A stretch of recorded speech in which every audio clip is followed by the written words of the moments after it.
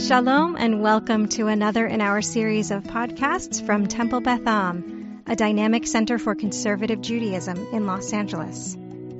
This is a recording of a teaching with TBA Rabbinic resident David Kaplinksy.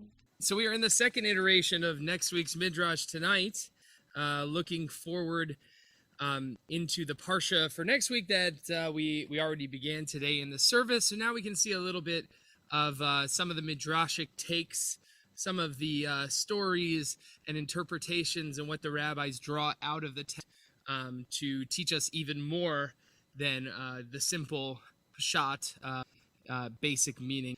So this week, we're looking a little bit at the wrestling match between Jacob and the man, or angel, as he's interpreted to be. This moment in the fight where the dawn is breaking and kind of drawing some ideas out of what that represents, and also why would the angel say this? Why would the angel, say, let me go because dawn is breaking? So actually, let's jump right in because it's important to get that context. So the verse that we're working with is Breshit 32:27, the first text. And it says, Vayomer shalacheni ki Allah hashachar, Vayomer lo ashalachecha ki im berachtani. Right, so the man, unknown being that Jacob is wrestling with, says, let me go, for dawn is breaking.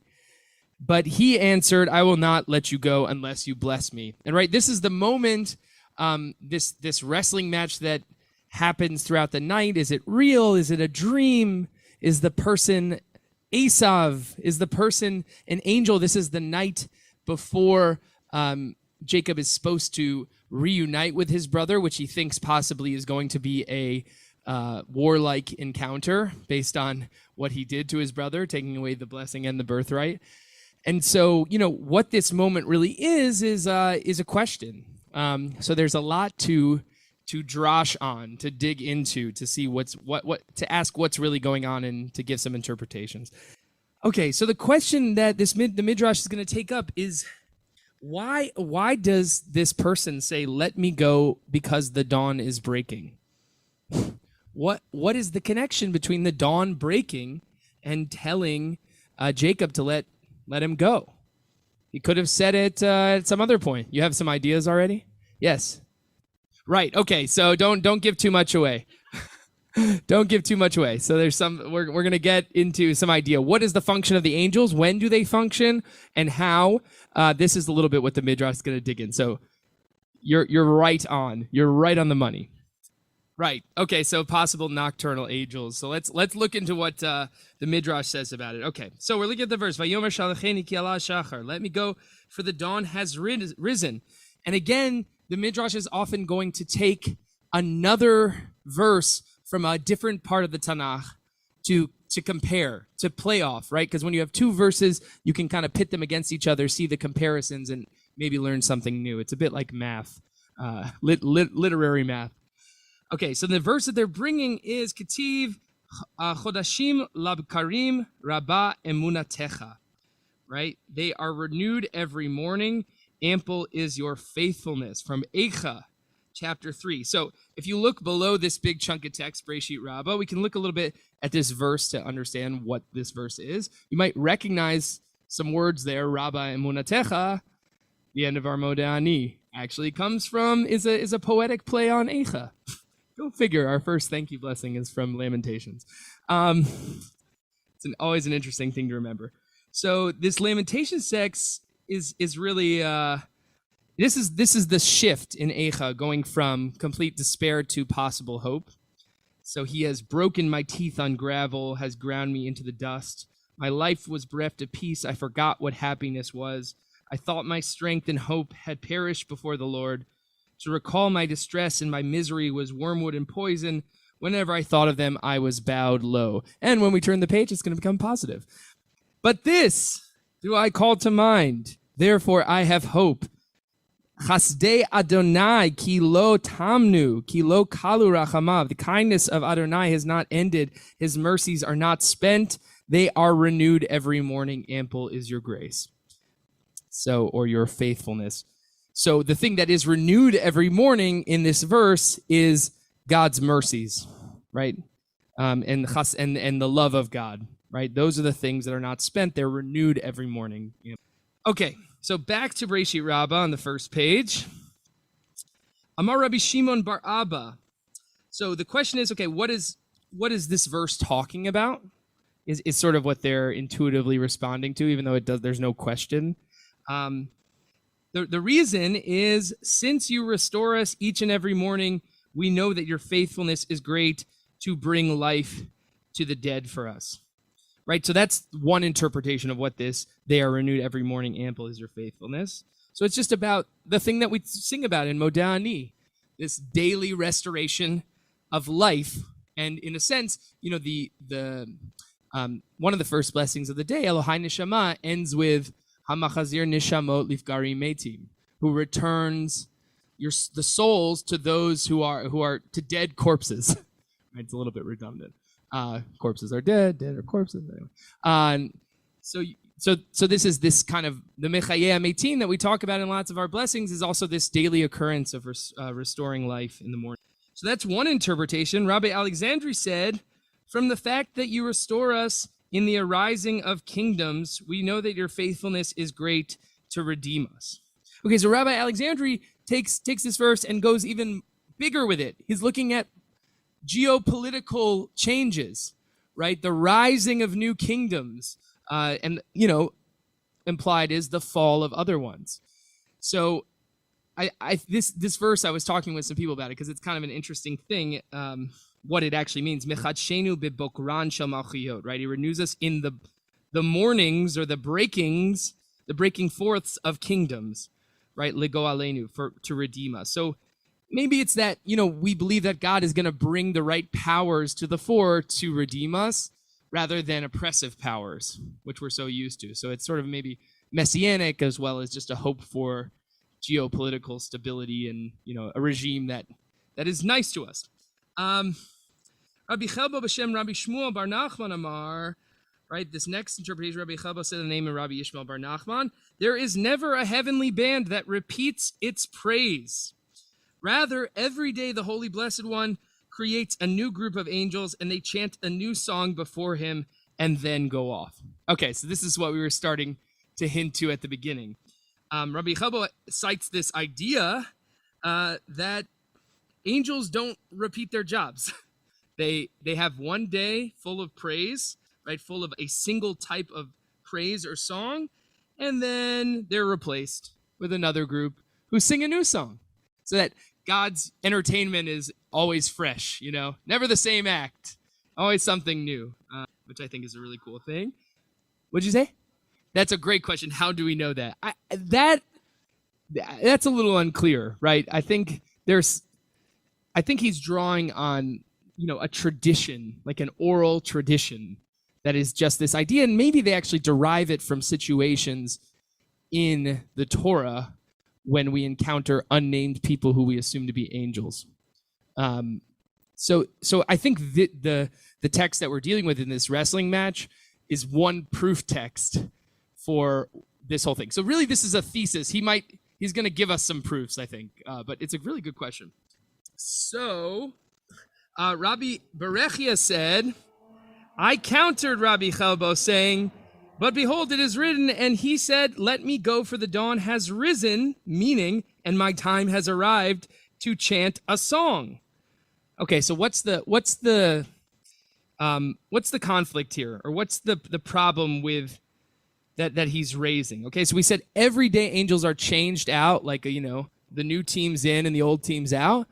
So if this angel is saying, let me go, and what it means is I got to go sing my song, I'm supposed to be replaced, right? I don't have to sing a song. The dawn's breaking. I should be done with my job. Okay. So this is some of my favorite parts. He, Rabbi Chelbo, said to me, and I'm going to read it in Aramaic because it's great, Chanoka, savarta lemech nekeni?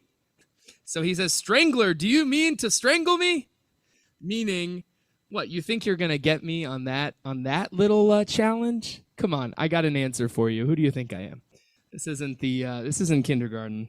Um, so, so this is just like a great way that the rabbis have these arguments, and talk like real people, we're having little fights.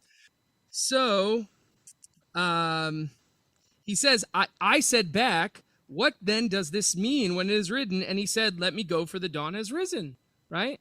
Isn't this angel supposed to be replaced? He said to me, this is Michael and Gabriel, who are the heavenly captains, that all the other angels change daily, but they do not change. Okay, so the resolution of the conflict is, yes, all the angels change except for the ones at the top of the angelic ladder, as it were, since we had ladder. Okay, so that's the first thing. So we're getting in a little bit into, how does this verse work? What does it mean to say, let me go because the dawn is breaking? And then the question of, okay, well, maybe some angels actually do have a more consistent role in doubt. Any thoughts so far, or anything that's coming to mind that you want to discuss, or is this all trippy and and just a fun journey? That's also okay. All right. Well, so we'll move forward. Okay, so that's the first part of this Midrash, okay? And then we get a really interesting conversation between Rabbi Yehoshua ben Hanania and Adrianus, who is one of the governors of Rome. And what is Hadrian, right? Hadrian, right? But sometimes he's Hadrianus, the Aleph and the Hey switch. So there's a number of different dialogues in the Midrash and in the Talmud where Hadrian or Adrianus is trying to challenge the rabbis and kind of poke holes in their entire theology and belief system and halachic system. And often he's portrayed as really quite sharp with really good challenges. But the challenges are always to the purpose of trying to knock down Judaism almost, altogether. So this is the first line. On Adrianus, whose bones be ground to dust, right? That's like Yamach Shemam, exactly. That's like, may his name be destroyed, whose bones be ground to dust. Asked Rabbi Yehoshua ben Hanania, saying to him, you all say that there is no heavenly band that repeats its praise. Rather, every day the Holy Blessed One creates a new group of angels, and they chant a song before him and then go off. Okay, so he's also challenging what we were talking about. How do you know this? You say this over and over again. Where do you get this from? And he, of course, says, correct, hen. He said to him back, and where do they go off to? Good question. So the question is not where you get it, but all right. Where do the angels go off? Nothing is created or destroyed. He said, back from where they were created. Oh, great answer. He said back to him, and where were they created? Where's this spot that they were created? He said to him, from the river Dinur, which is the river of fire. Kind of a mystical idea here. He said to him, and what is the nature of the river Dinur? He said back to him, like this, the Jordan that does not stop neither by day or by night. He said to him, where does it come from? He said to him, from the sweat of the divine creatures, chayot, that they sweat from lifting the throne of the Holy Blessed One. Okay, so we're getting a little bit deep into, on Shabbat we sing the poem El Adon, right? Which is really this mystical vision of the angels and these angelic creatures and animals kind of like singing God's praises every day. And we're getting into this kind of mystical part of the rabbinic tradition, of the early rabbinic tradition, of angelology and what is the nature of these beings that are developed in our tradition. So okay, so he says from the sweat of divine creatures that they sweat from lifting the throne of the Holy Blessed One. I just love that too, that the river is formed from their sweat, just carrying God on their shoulders. A little apicorsim maybe for us, but fun for them, I think. He said to him, his associates. This is great because this is Adrianus recognizing in this idea of these creatures that are holding up God's throne as like, hey, that's like my retinue. That's like my advisors. He has advisors too. They're just these chayot. They're not flesh and blood people. But behold, and here's his next challenge, this Jordan flows by day and does not flow by night. Okay, that's, I guess, something about the nature of the Jordan at that time, only flowed by day and not by night. He said, we had a guard in Beit Peor like that which flowed by day and by night.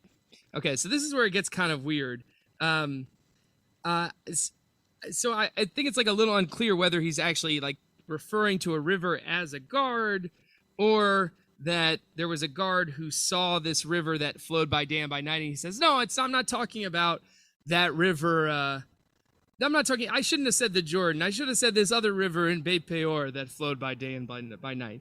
So I think what's the symbolism of this river flowing by day and not by night?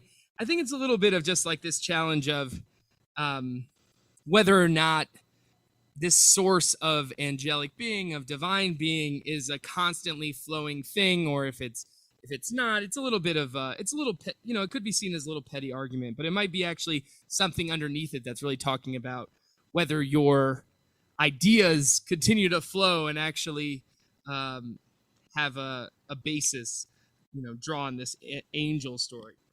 Okay, so then we get into, so whatever this transition is in this argument, this mentioning of a guard brings us into a new rabbinic question. Okay, Rabbi Meir says, who is greater, the guard or the guarded? Okay, the hashomer or hanishmar? Min ma dichtiv ki malachav yitzavelach lishmorcha. So Rabbi Meir says, who's greater, the guard or the guarded? From that which is written, for his angels he commands to guard you. Thus, the guarded is greater than the guard. Okay, so who can maybe explain how that Midrash is working? How does he conclude that the guarded are greater than the guard based on this verse from Psalms? For his angels he commands to guard you. Great. Right. You don't guard something unless it's precious. And that the verse is saying he commands his angels to guard you. That's the whole purpose. The purpose is not that they, have some status as guards. It's that you are taken care of. Okay. And you can see the verse from Psalms below, for he will order his angels to guard you wherever you go. And this is part of the psalm that we're going to say at the end of Shabbat coming up, the psalm that we also say traditionally in the Kriyat Shema Lamita, and the nighttime Shema on your bed. This whole verse, which is all about God's protection and making sure you're taken care of through the night, and also this angelic protection as well as God's. So he will order his angels to guard you wherever you go. They will carry you in their hands, lest you hurt your foot on a stone. Right. So they're kind of like, again, this other lifting metaphor. You're being taken care of. Okay. Rabbi Yehuda says, who is greater, the carrier or the carried? Okay, the one who carries or the one who is carried? From that which is written, they will carry you in their hands. That's the next verse in the psalm we just read. Thus, the carried is greater than the carrier. Rabbi Shimon said, from that which is written, and he said, let me go, literally send me. Thus, the sender is greater than the sent. Okay, so we kind of have a number of different things that we finally get back to our verse, which is that ultimately, because the angel says, send me, right? The let me go, the one who's letting him go is the important person in this argument. It's not about the who is let go.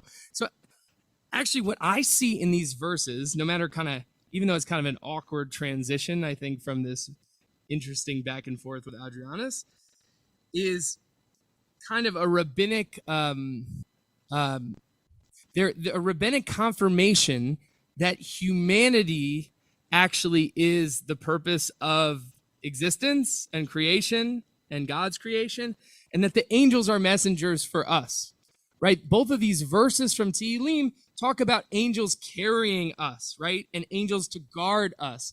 And they're saying, what's more important, the angels or the people? Right? And it kind of goes back to this wrestling match at the beginning that we have, Jacob, the angel says, you've wrestled with God and man, or with divine creatures and man, and you have prevailed. That's how he gets the name Yisrael, right? Struggles with God or struggles with divine creatures, right? So the rabbis are kind of coming out of this discussion and saying, okay, who's really important? And every time, each and every rabbi are taking the question slightly differently, but they're confirming that the people are the people. The people are the ones who matter, not the angels, right? This is kind of goes back to many discussions in the Talmud about who the Torah was made for people or for angels. And they're saying, no, we're the ones who let the angel go, right? We're the ones that the verse says the angels will carry us. We're the ones who God commands angels to guard us, right? It's really for us. So it's sort of an affirmation of our role in this divine wrestling match that we have in this scene, and that we have in our tradition. Whether the Torah is made for us or made for heaven. And so we'll leave it there for now. That one was a little trippy. Thanks for hanging in with me. We'll maybe bring it back down to earth next time. You have been listening to another in our series of podcasts from Temple Beth Am, a dynamic center for conservative Judaism in Los Angeles. If you enjoy these podcasts, we invite you to write a review on the Apple Podcast site or wherever you get your podcasts. For more information about Temple Beth Am Los Angeles, go to tbala.org